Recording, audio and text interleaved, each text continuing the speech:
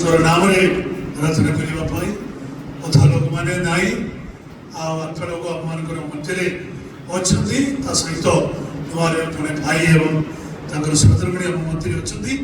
ଆପଣମାନଙ୍କୁ ସମସ୍ତଙ୍କୁ ପ୍ରଭୁ ଯୀଶୁ ଖ୍ରୀଷ୍ଟଙ୍କ ନାମରେ ଆମର ନମସ୍କାର ଜଣାଉଛି ଏବଂ ମଣ୍ଡଳୀରେ ଆପଣମାନଙ୍କୁ ପ୍ରଥମ ଥରେ ସ୍ୱାଗତ କରୁ। ହାଲେଲୁୟା।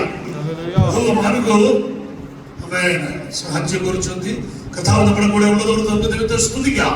हालेलुया. प्रभु ମାନଙ୍କର ସହିତ ଥିବା ଦ୍ୱାରା ମାନେ ହାତ ଉତ୍ତାରଣ କରି ପ୍ରଭୁଙ୍କୁ ଧନ୍ୟବାଦ ଦେବା. ହାଲେଲୁୟା. അനുഗ്രഹിക്കപ്പെട്ട ഒക്ടോബർ മാസത്തിന്റെ ആദ്യത്തെ ആഴ്ചയിൽ നമ്മൾ എത്തിയിരിക്കുകയാണ്. ମାନେ ହାଲେଲୁୟା ଅନୁଗ୍ରହିତ ଗୋଟେ ସୁନ୍ଦର ମାସ ମାନେ ଅକ୍ଟୋବର ମାସର ପ୍ରଥମ ସପ୍ତାହକୁ ମାନଙ୍କୁ ପହଞ୍ଚିବା ପାଇଁ ପ୍ରଭୁ ସାହାଯ୍ୟ କରୁଛନ୍ତି. ഇത് അതേപോലെ കർത്താവ് നമുക്ക് വേണ്ടി ചില നന്മകൾ ചെയ്യുന്ന മാസമായി മാറട്ടെ. ଏ ମାସ ପ୍ରଭୁଙ୍କ ଠାରୁ କିଛି ମଙ୍ଗଳ ଦାନ ସ୍ୱୀକାର କରିବାର ମାସ ଆମମାନଙ୍କର ଜୀବନରେ ହେଇଯାଉ. അധികം പ്രാർത്ഥനയിലും വചന പഠനത്തിലും നമുക്ക് നമ്മുടെ ശ്രദ്ധയെ തിരിച്ചുകൊണ്ട് ഓരോ ദിവസവും നമുക്ക് മുൻപോട്ട് പോകാം. ଅଧିକରୁ ଅଧିକ ପ୍ରାର୍ଥନାରେ ଆଉ ଈଶ୍ୱରଙ୍କର ବାକ୍ୟରୁ ଆମମାନେ କିଛି ଧ୍ୟାନ କରିବା ପାଇଁ ଆମମାନଙ୍କର ଜୀବନକୁ ଆମମାନେ ସମର୍ପଣ କରିବା.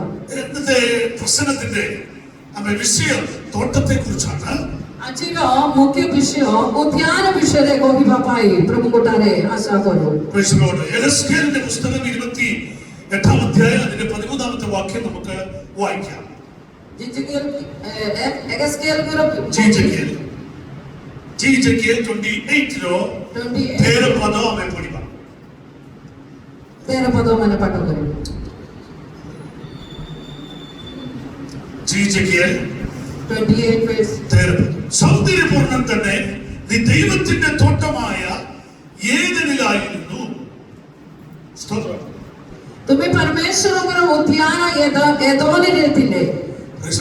ആമേൻ. ഇവിടെ ദൈവവചനം വളരെ വ്യക്തമായി പറയുന്നു. ଏଠି ଈଶ୍ୱରଙ୍କର ବାକ୍ୟ ବହୁତ ସ୍ପଷ୍ଟ ଭାବରେ ଆମମାନଙ୍କୁ କହୁଛନ୍ତି. ആമേൻ. ഈ ഏദൻ തോട്ടത്തിൽ ആര് ഉണ്ടായിരുന്നു? ଏ ବଗିଚା ମଧ୍ୟରେ କିଏ ଥିଲେ? നമുക്കറിയാം ബൈബിൾ തുറക്കുമ്പോൾ ആദ്യ പുസ്തകം അതല്ലെങ്കിൽ ഉൽപ്പത്തി പുസ്തകത്തിൽ കാണുന്നത് ആരെയാണ്? ଆମେ ସର୍ବପ୍ରଥମେ ଈଶ୍ୱରଙ୍କର ବାକ୍ୟ ମଧ୍ୟ ପାଠ କରିବାକୁ ବାଇବଲର ପ୍ରଥମ ଭାଗ ଖୋଲିଲା ବେଳେ ଆମେ ସେଠି କାହାକୁ ଦେଖୁଛନ୍ତି? ആദ്യമായിട്ട് ദൈവം ഭൂമിയെ സൃഷ്ടിച്ചു. ഭൂമിയിലെ അതത് തരം വൃക്ഷങ്ങളെയും അവൻ സൃഷ്ടിച്ച് അതിനകത്തൂടെ നദികളെ ഒഴുക്കുമാറാക്കി. ആമേൻ. ଆମେ ପ୍ରଥମ ପାଠ କଲା ବେଳେ ଏହି ପ୍ରକାର ଦେଖିବାକୁ ପାଉଛନ୍ତି. ଆଦ୍ୟରେ ସେ ଉଦ୍ୟାନ ମଧ୍ୟରେ ପରମେଶ୍ୱର ବିଭିନ୍ନ ପ୍ରକାର ଗଛ ଗୁଡ଼ିକ ଲଗେଇଲେ. ସେ ମଧ୍ୟରେ ଗୋଟେ ନଦୀ ଉତ୍ପନ୍ନ ହେଲା. ଏ ସମସ୍ତ ବିଷୟ ମାନଙ୍କୁ ଦେଖିବାକୁ ପାଉଛନ୍ତି.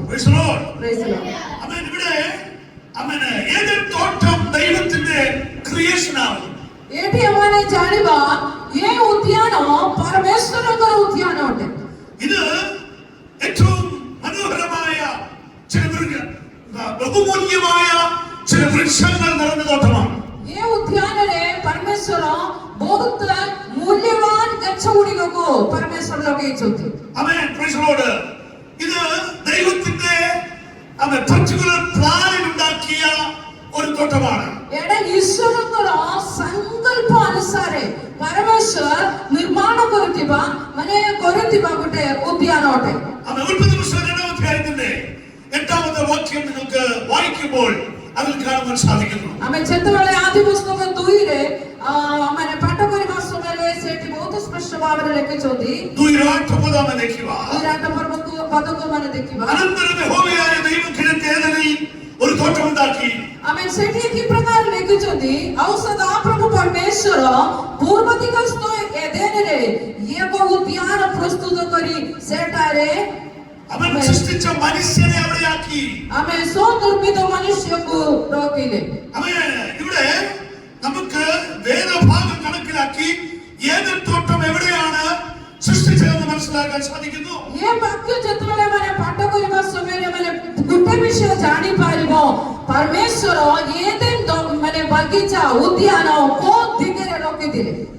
യൂഫ്രട്ടീസ് ടൈഗ്രീസ് നദികൾ ഒഴുകുന്ന ഇറാഖിന്റെ പേർഷ്യൻ ഉൾക്കടലിനോട് ചേരുന്ന ആ പ്രദേശത്തെ കുറിച്ചാണ് ഇവിടെ വ്യക്തമായി മനസ്സിലാക്കും. Amen. यूफ्रेटिस इसी प्रकार नदी पार्श्वे पक्के पक्के ये उद्यान परमेश्वर स्थापित कर रखियो. ഇതിനകത്ത് വളരെ ഇമ്പോർട്ടന്റ് ആയ രണ്ട് തരം വൃക്ഷങ്ങളുണ്ട്. ये उद्यान मध्य परमेश्वर तीनटा बहुत बहुमूल्य वृक्ष गुड़िक रखिछन्ति. ഒന്ന് ജ്ഞാനത്തിന്റെ വൃക്ഷവും गोटे ज्ञानदायक वृक्ष മറ്റൊന്ന് അമൃതത്തിന്റെ വൃക്ഷവും. ଆଉ गोटे वृक्ष जीवनदायक वृक्ष. അമൃതന്റെ വൃക്ഷം അവൻ മനുഷ്യൻ കഴിച്ചില്ല. माने जीवनदायक वृक्षर फल से माने भोजन कले नाही. എന്നാൽ അവൻ ജ്ഞാനദായക അറിവിന്റെ ഫലം അവർ കഴിക്കാനിടയായി. एले ज्ञानदायक वृक्षर फल से माने बुझिले.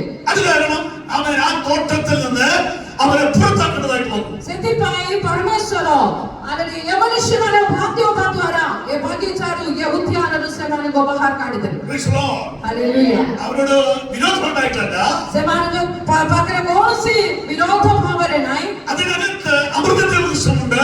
कारण से भितरे आउ जीवनदायक गोटे वृक्ष मध्य अछि. ആ ഫലം കഴിച്ചാൽ മനുഷ്യൻ ഒരിക്കലും പാപത്തിൽ നിന്ന് രക്ഷപ്പെടാൻ സാധിക്കില്ല. आमेन. यदि से माने से जीवनदायक वृक्षर फल बोझिबे से दिन आले से माने सब प्रकार मृत्युर अधीनर रहि जिबे. ഇപ്പോഴത്തെ മനുഷ്യനെ വേല ചെയ്ത് ഭക്ഷണം കഴിക്കാനാണ് ആക്കിയിരിക്കുന്നത്. परमेश्वर यही उद्देश्य रे मनुष्य माने को से उद्यान मध्य रखिथिले. से माने सेठी कार्य करू, से माने परिश्रम करू, से माने उपजीवन करू बोली परमेश्वर उद्देश्य रखिथिले. ഉൽപ്പത്തി 2:17 പറയുന്നു, എന്നാൽ നന്മ തിന്മകളെ കുറിച്ചുള്ള അറിവിന്റെ വൃക്ഷഫലം തിന്നരുത്, തിന്നുന്നതാൽ നീ മരിക്കും. आमेन. 2:17 मध्य को जतबेले माने आसिला बेले परमेश्वरर उद्देश्य बहुत स्पष्ट भावरे सेठी लेखिछन्ति. मात्र आमे सत्य सत्य ज्ञानदायक वृक्षर फल भोजन करिबो नाही. एहेतु जो दिन तुमे खाइबे सेई दिन तुमने निदान मरिबे बोली परमेश्वर सेमानको आदेश देइथिले. വിശ്വാസമാണ് അവൻ ദൈവം സൃഷ്ടാവാണ്, പ്രപഞ്ചത്തിന്റെ നാഥനാണ്. आमेन. अमानकर परमेश्वर ये जगतर सृष्टिकर्ता समस्त चराचर समस्त वृक्ष आले सब किछि परमेश्वरर हस्तरे निर्मित होते. അദ്ദേഹം പറഞ്ഞത്, ദൈവം പറഞ്ഞത് നമ്മൾ അനുസരിക്കുവാൻ ബാധ്യരാണ്. आले सती पर परमेश्वर जहा किछि कुहंती आममानकु आममाने आले से बाध्य रहिबारो आमाने बाध्य रहिबाको ആ पड़िबो. വൃക്ഷഫലം തിന്നരുതെന്ന് പറഞ്ഞാൽ തിന്നാൻ പാടില്ല. जेते परमेश्वर आमानकु कहउछन्ती से वृक्षर फल आपण माने बुझंतु नै बोली कहिले आमाने ताहा बुझिबो नै. അതിന്റെ ആജ്ഞപ്രകാരം സൃഷ്ടികൾ അനുസരിക്കേണ്ടത് അത്യാവശ്യമാകുന്നു. आमेन. ईश्वरଙ୍କର କଥାକୁ आमाने अमान्य करिबो नै. ദൈവത്തെ യഥാർത്ഥമായി സ്നേഹിക്കുന്നുണ്ടോ? प्रभुको यदि आमाने हृदयंग भावरे प्रेम करूछन्ती कि അങ്ങനെ ഉണ്ടെങ്കിൽ ദൈവം നമ്മളെ പരീക്ഷിക്കും. आले यदि आमे प्रेम करू तेबे परमेश्वर आमानकु परीक्षा करि देखिताय. ഹല്ലേലൂയ. हालेलुया. നമ്മൾ ദൈവത്തെ പരിപൂർണമായി സ്നേഹിക്കണം. आमे परमेश्वरको पूर्ण हृदयरे प्रेम करिबा. അവൻ എല്ലാത്തിനേക്കാൾ അധികമായി സ്നേഹിക്കണം. सबठारु आले अधिक आमाने तांको प्रेम करू. അല്ലെങ്കിൽ സംഭവിക്കുന്നത് നീ മരിക്കും. नले आले आमानको जीवनरे मृत्यु घटी जिबे. നീ ധരിക്കുന്ന സമയത്ത് നിനക്ക് മരണം ഉണ്ടാകും. आमे तुमे खाइबा से दिन तुमे नितांत मरिबे बोली परमेश्वर कहते. അവര് ആ വൃക്ഷഫലം മറിച്ചു കഴിച്ചു. सेमाने परमेश्वरଙ୍କର संकल्प को बाध्य करी सेमाने से फल